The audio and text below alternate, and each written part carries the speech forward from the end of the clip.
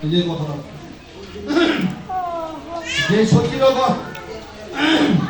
যে সচির গর্ভে গৌচন্দ্র অবতার বৈষ্ণব অপরাধ পূর্বে আসিল তাহার পূর্বে বলতে এই জন্যই আপন এসে অপরাধ প্রভু গুছাইয়া মায়ের দিলেন প্রেম সবাই শিখাইয়া জীবকে শিক্ষা দেওয়ার জন্য বৈষ্ণব অপরাধ আমার মার পর্যন্ত ছিল তাকে পর্যন্ত ছাড়ি নাই আর জীব কি অবস্থা হবে আমাদের কি গতি হবে আমরা যদি বৈষ্ণব অপরাধী হই এই বড় অদ্ভুত কথা শোনা সাবধানে বৈষ্ণব অপরাধ বুঝে ইহার শ্রবণে ইহা শ্রবণ করলে বৈষ্ণব অপরাধ মোচন হইয়া যায় একদিন মহাপ্রভু গৌরাঙ্গ সুন্দর আসিয়া বসিলা বিষ্ণু ভট্টার উপর নিজ মূর্তি শিলাসব করি নিজ কোলে আপনা প্রকাশে গৌরচন্দ্র কুতুহলে তিনি নিজে ভগবান ভাবে ভাবিত হইয়া বিষ্ণু ঘাটের উপরে যা বসলেন মই কলিযুগে কৃষ্ণ মই নারায়ণ মই নাম রূপে কইল সাগর বন্ধন ভগবান ভাবে ভাবিত হইয়া বিষ্ণু ঘাটের মধ্যে যেমন বৈশা বলতেছে আমি কলিযুগের কৃষ্ণ আমি নারায়ণ আমি রাম অবতার আমি সাগর বন্ধন করেছি ছুটিয়ায় আসিল আমি ক্ষীর সাগর ভিতরে মোর নিদ্রা ভাঙ্গিলে নারার হুঙ্কারে আমার নিদ্রা ভাঙছে নারার হুঙ্কারে প্রেম ভক্তি বিলাইতে মোহর প্রকাশ মাগো মাগো আরে নারা মাগো শ্রীনিবাস দেখি মহাপরকাশ নিত্যানন্দ রায় ততক্ষণে তুমি ছত্র ধরি না মাথায় তখন দেখলো ভগবান ভাবে ভাবিত হয়ে যায় নিত্যানন্দ বলিয়া ছাতি ধরনের মস্তক বাম দিকে গদাধর তাম্বুল যোগায় চারিদিকে ভক্তগণ তামর অনুলায় ভক্তি যোগ বিলায় গৌরাঙ্গ মহেশ্বর যাহার যাহাতে প্রীত লয় সেই অবর ভগবানের কাছে মত আছে এখন ভগবান ভাবে ভাবিত এখন তো ভক্তভাব নাই এখন ভগবান ভাবে ভাবিত তাই যার যেটা অভিমত সে বর চাইতে কেহ বলে মোর বাপ বড় দুষ্টমতি তার চিত্ত ভালো হইলে মোরই অব্যাহতি আমার বাপের মনটা ভালো না দুষ্টমতি বাপ তার যদি চিত্তটা ভালো হয় তাহলে আমি সাধু সঙ্গ করতে আসতে পারি ভক্ত সঙ্গ করতে আসতে পারি তার মনটা ভালো করে দিও কেহ মাগে গুরুপতি কেহ শিষ্যের প্রতি কেহ পুত্রের প্রতি কেহ পত্নীর দ্বার যথাপতি গুরু ভক্ত বাক্য সত্যকারী প্রভু বিশ্বম্বর হাসিয়া সবারে দিলেন প্রেম ভক্তিবর মহাশয় শ্রীনিবাস বলেন অগোসাই আইরে দেয়াবদ ভক্তি সবেই ওঠাই এখন শ্রীনিবাস বলতেছে সতী মাতাকে ভক্তি দেওয়ার প্রয়োজন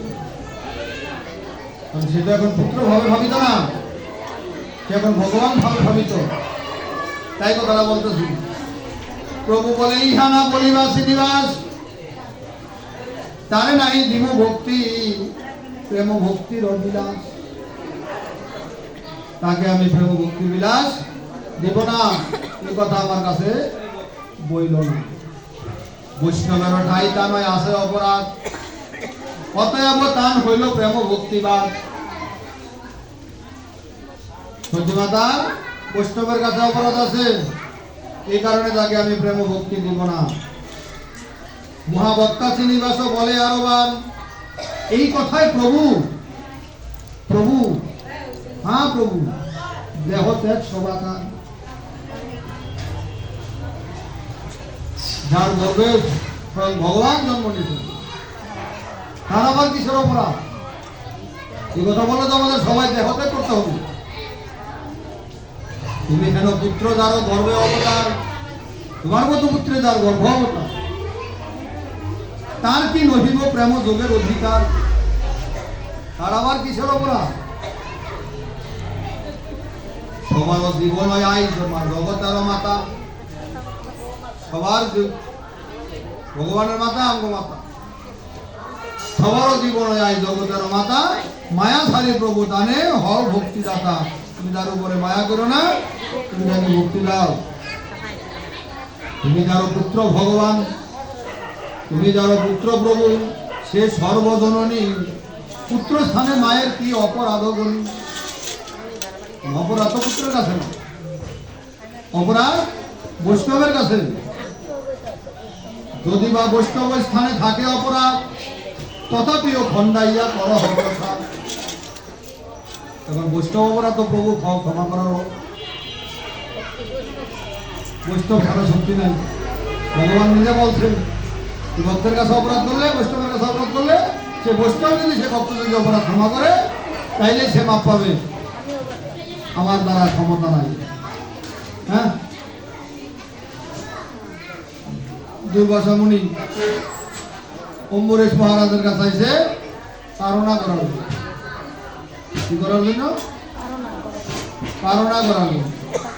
তাড়নার অল্প একটু সময় বাকি আছে, আর অল্প একটু সময় বাকি আছে তাড়নার সময়।